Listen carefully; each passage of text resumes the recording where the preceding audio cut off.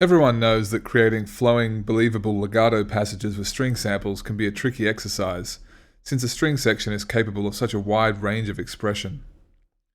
Our aim when creating cinematic studio strings was to capture and make available the kinds of legato you hear in many of your favorite scores, and the purpose of this video is to help you achieve that sound in your MIDI production. In this tutorial, I'll be covering the 4 different legato options that you can use: Classic, Standard, Advanced, and Marcado. For those who want to get straight to work with a minimal learning curve, the Classic patches are easy to use straight out of the box and have the same responsive, direct feel as in our previous library, Cinematic Strings 2.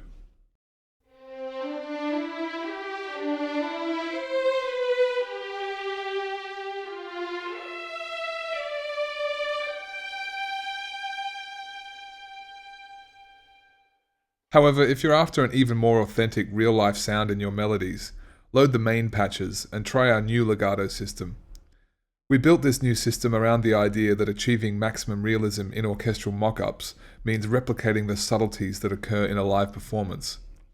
We wanted to make sure that we captured the shift in timbre, the slight change in dynamics, and the variation in bow pressure that occur as the musicians prepare for each new note.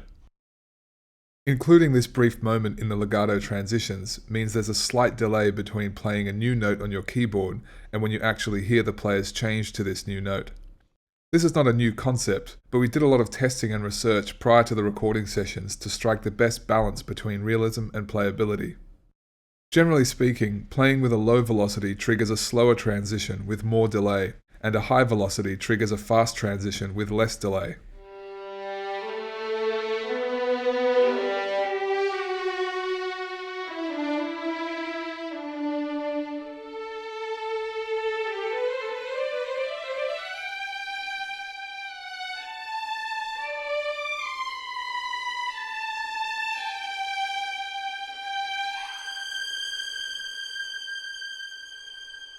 It's worth taking the time to grow accustomed to this new legato system, as the dramatic increase in realism will really bring your music to life.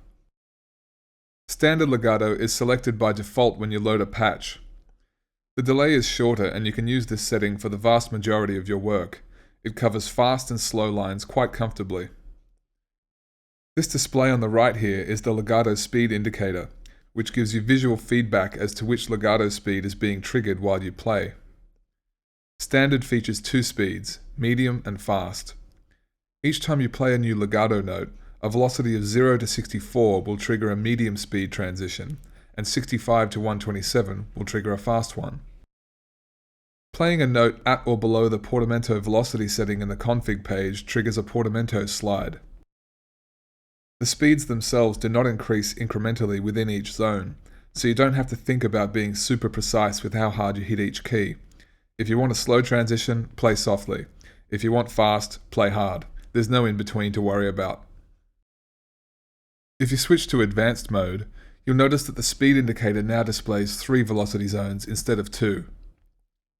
Advanced introduces a slow legato speed, which has a slightly longer delay between notes.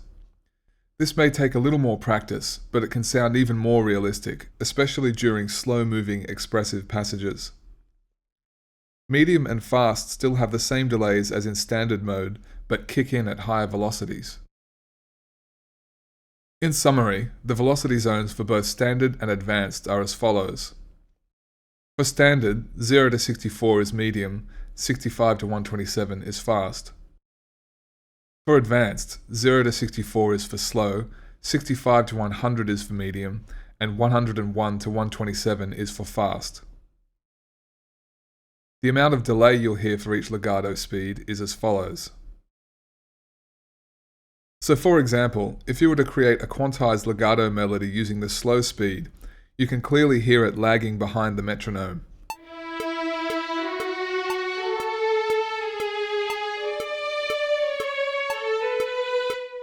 By introducing a negative 300 millisecond delay to this MIDI track, the legato notes will now line up perfectly to the beat.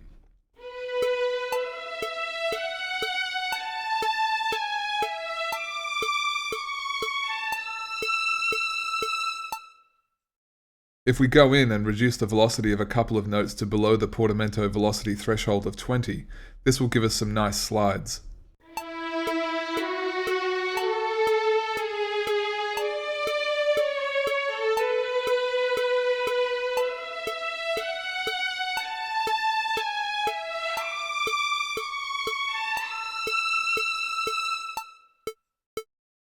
Another transparent yet powerful feature is the ability to play legato repetitions, which were sampled at the same tempo as the legato transitions themselves, but instead of changing to a different note, the musicians rebowed the same note. What this means is you can play the same note twice while holding the sustain pedal, and you will hear the section rebow.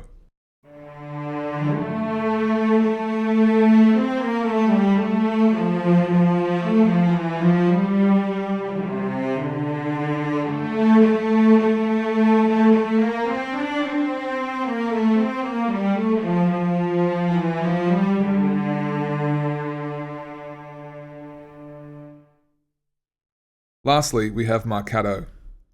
This articulation can be used in a wide range of applications and is ideal for fast, energetic lines and can even be used to create runs.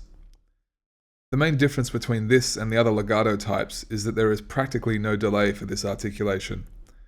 Combined with the more aggressive vibrato and accent, this makes Marcado perfect for powerful, assertive melodies. Velocity also plays a slightly different role. Legato speed is fixed for Marcado, and therefore velocity does not change the speed, but instead affects the volume of each note, allowing you to accent individual notes within your melody by simply playing harder on your keyboard. So for example, with the spiccato overlay on, you can create lines like this.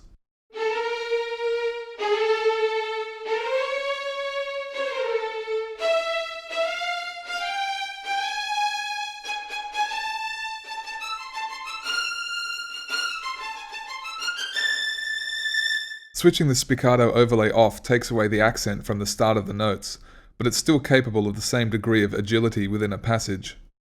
Try using it to create faster lines and even runs.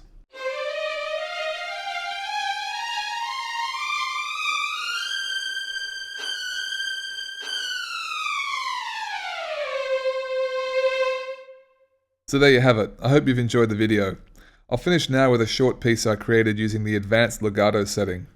To download the Midi file for this piece, please click on the link in the description below the video. Thanks, see you next time.